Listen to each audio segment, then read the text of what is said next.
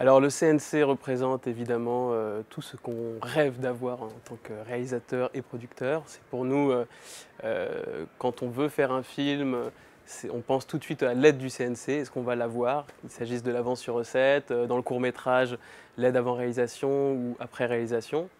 Voilà, donc on est toujours, on a toujours envie d'avoir cette aide et si on ne l'a pas, on est un peu déçu et on se demande si on va réussir à faire notre film. Voilà, donc pour nous, le CNC, c'est ce à quoi on pense immédiatement quand on veut faire un film. Pour moi, c'est un honneur immense. J'ai fait le film Cliché, je l'ai fait avec un co-réalisateur qui s'appelle Vincent Lacroix, qui aurait adoré être là ce soir parce que pour nous, évidemment, présenter le film à la Cinémathèque, qui est un peu l'endroit mythique du cinéma, sur un écran géant. On n'avait jamais vu le film sur un écran aussi grand. Entouré de Thierry Frémaux, Véronique Kella, Éric Garando, toutes ces personnalités du cinéma français. C'était évidemment pour nous assez incroyable. Et puis on est passé tout de suite après le film d'Alain Cavalier. Donc voilà, ça c'est un truc qui me touche particulièrement parce que j'aime beaucoup les films d'Alain Cavalier. Et présenter notre film juste après, c'était un grand honneur. Le comble du film, c'est qu'on a fait un film sur la disparition de la pellicule tourné en numérique. Donc on aurait adoré le tourner en pellicule et en même temps on trouvait que c'était drôle de le tourner en numérique.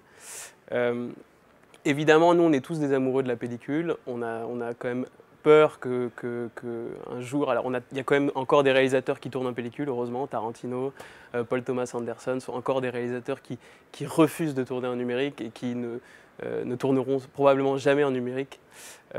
Et c'est vrai qu'on a tous cette inquiétude de est-ce qu'on va, dans quelques années, une dizaine d'années, vingtaine d'années, est-ce qu'on va pouvoir encore voir des films en pellicule? Est-ce que la pellicule existera toujours? Et voilà, pour nous, on voulait faire un petit clin d'œil, un petit hommage à la pellicule en se disant que en imaginant un monde numérique dans lequel la pellicule serait quasiment une drogue, quelque chose qu'on recherche, qu'on se passe sous le manteau. Voilà, ça nous amusait. Et on trouvait que c'était drôle que les frères Lumière soient des gangsters qui sont les garants un peu justement de ça, qui ont la dernière pellicule sur Terre et qui ne veulent pas la vendre évidemment. Voilà, ça c'était un peu le symbole.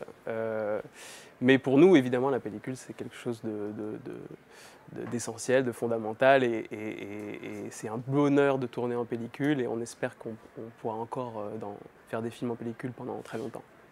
J'ai de la SD, j'ai de la P2, j'ai de l'USB. Non mais ça m'intéresse pas ça.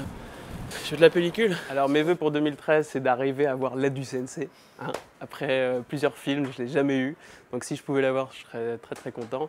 Et puis pour le cinéma français en général, c'est évidemment de continuer sur tous ces succès parce qu'on plus de 200 millions d'entrées, on a battu encore des records à l'international, les films français sont vus partout dans le monde.